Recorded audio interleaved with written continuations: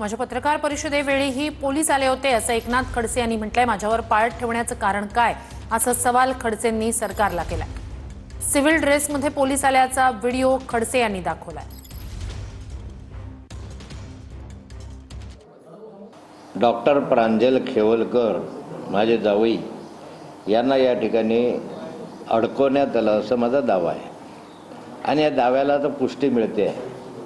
या संदर्भामध्ये माझी पत्रकार परिषद सुरू असताना या पत्रकार परिषदेमध्ये आणि माझ्या स्वतःच्या घरासमोर या ठिकाणी प्लेन ड्रेसमधले 8 ते 10 पोलीस या ठिकाणी पाळत ठेवून होते। ते पत्रकार परिषदे पत्रकारांसमवेत येऊन बसले होते। मला वाटतं माझ्यावर पाळत ठेवण्याचं काय काम आहे आणि हे घरामध्ये येऊन बसले। घरामध्ये येण्याचा पोलिसांना कोणी अधिकार दिला? पत्रकार परिषदेत बसण्याचा येऊन अधिकार दिला? एकंदरीत या राज्यामध्ये काय चाललेलं आहे? मला व्यक्ती स्वातंत्र्य आहे, मला बोलण्याचा अधिकार आहे। माझा तोंड बंद करण्याचा का प्रयत्न होत आहे? माझ्या छातीवर 10 पोलीस या ठिकाणी का आणले जात आहेत?